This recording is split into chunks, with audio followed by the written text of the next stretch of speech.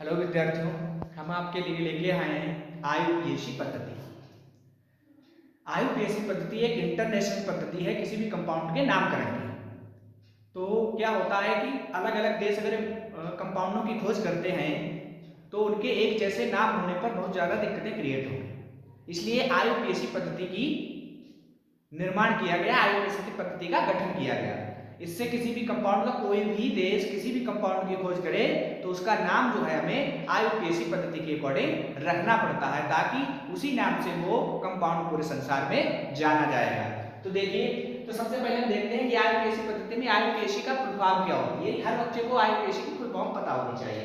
तो देखिए, आईयूपीएसी का मतलब होता है international union of pure and applied chemistry. इसकी फुल फॉर्म होती है। इसके बाद आता है, देखिए इसके कुछ नियम हैं। आईयूपीएसी पद्धति को आईयूपीएसी पद्धति में नामकरण करने के लिए कुछ नियम है। उन नियमों के बारे में हम जानते हैं। सबसे पहला होता है शब्द मूल यानी वर्ड रूट।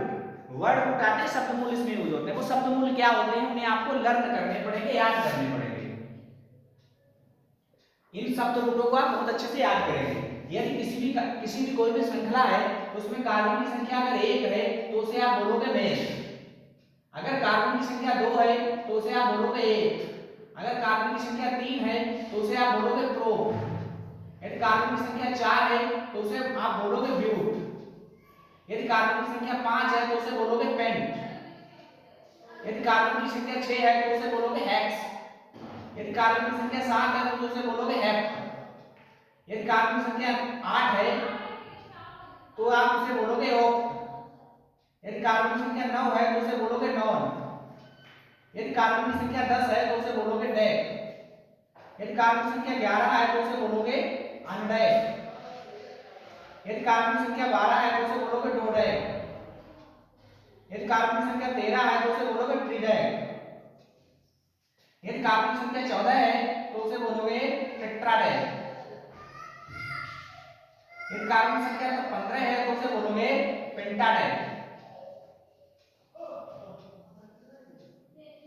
ये होते हैं आपके वर्ड रूट। इनको आपको बहुत अच्छे से लर्न कर लेना है, ठीक है। जब हम तुम्हें आईयूपीएसी नाम पद्धति की प्रैक्टिस कराएंगे तो आप इनकी आवश्यकता पड़ेगी आप लोगों को।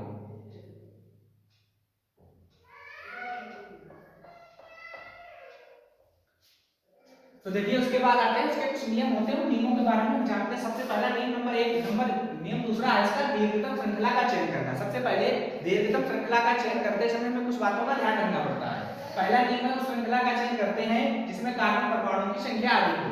यानी अगर आपके पास कोई, जैसे देखिए एग्जांपल में आपको बता रहे हैं, जैसे आपको दिया गया है CH3 CH2 और इसके बाद आपको दिया गया है CH2 और CH3। तो ये श्रृंखला आपको दी गई है। यहाँ दिया गया CH2 CH2 CH3। तो इसमें देखो 1 2 3 4 आ रहे हैं। इसमें 1 2 3 4 5 6 आ रहे हैं। तो इसमें से आपको उस कार्बन श्रृंखला का चयन करना है जिसमें कार्बन परमाणुओं की संख्या अधिकतम हो। तो देखो 1 2 3 4 5 6, यानी सबसे लंबी श्रृंखला ये वाली मिल रही है। यानी नामकरण करते समय हमें इस श्रृंखला का चयन करना पड़ेगा। अगर 1 2 3 4 इस वाली श्रृंखला का चयन करते हो तो इसमें परमाणुओं की संख्या, कार्बन परमाणुओं की संख्या कम है। अर्थात पहला नियम ये कहता है कि श्रृंखला का चयन करते हैं इसमें कार्बन परमाणुओं की संख्या अधिक हो। अब देखिए, उसके बाद में आता है नंबर 2, यदि कार्बन परमाणुओं की संख्या समान हो। यदि कार्बन परमाणुओं की संख्या समान हो तो उस श्रृंखला का चयन करते हैं जिसमें साइड चेन या क्रियात्मक समूह अधिक हो। यदि कोई, तो आपके पास ऐसी आ जाती है श्रृंखला, जैसे आपके पास है CH3 CH2 CH2 CH3, ठीक है। और यहां पर आपको दिया गया CH2 CH3 और इसमें आपको दिया गया है CH3 और इसमें दिया गया है CH3 और यहाँ 1 2 3 और 1 4 यहाँ दिया गया है CH3। इस प्रकार से दिया गया है। तो इस प्रकार से आप इसमें देखिए, ये इसमें दूसरा नियम कहता है कि कार्बन परमाणुओं की संख्या समान हो। तो देखिए इसमें हम लिखते हैं, देखिए 1 2 3 4 5 3 4 5। तो देखिए इधर से हम लिख रहे हैं 1 2 3 4 5, इधर से भी 5 कार्बन की संख्या सीधी मिल रही है और इधर से भी 1 2 3 4 5 5 कार्बन की संख्या मिल रही है। दोनों में कार्बनों की संख्या तो समान है। अब हमें किधर से इसकी काउंटिंग करनी पड़ेगी, गिनती करनी पड़ेगी। तो एक डायगोनल चेन करते हैं जिसमें साइड चेन या क्रियात्मक समूह अधिकतम आ रहे हैं। तो हम इसमें देखेंगे जब सीधी श्रृंखला का हम चयन करते हैं तो उसमें साइड चेन सिर्फ हमें एक मिल रही है। और अगर इस वाली 1 2 3 4 5 इस वाली श्रृंखला का अगर हम चयन करते हैं तो हमें एक तो साइड चेन मिल रही है और एक साइड चेन मिल रही है, मतलब 2 साइड चेन मिल रही है। अर्थात ये वाली जो काउंटिंग इधर वाली होगी, ये वाली काउंटिंग करेक्ट है, वाली काउंटिंग गलत है। ठीक है, यदि कार्बन परमाणुओं की संख्या समान हो तो उस श्रृंखला का चयन करते हैं जिसमें साइड चेन या क्रियात्मक समूह अधिक मिले। तो साइड चेन इसमें अधिक मिल रही है, इसलिए इसका हमें चयन करना पड़ेगा।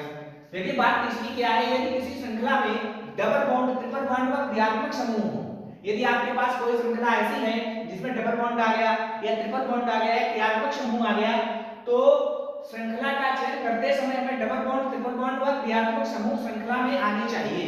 यानी कहने का मतलब है, तो आप वहां पर ये नहीं देखेंगे कि सबसे बड़ी श्रृंखला का चयन हमें करना है।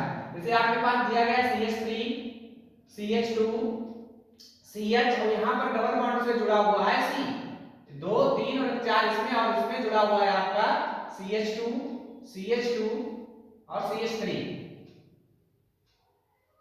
तो देखिए आप 1 2 3 4 5 6 सीधी वाली श्रृंखला को अगर आप लेंगे तो उसमें 6 कार्बन की संख्या है, लेकिन इधर से काउंटिंग हमें किधर से करनी पड़ेगी, इधर से करनी पड़ेगी।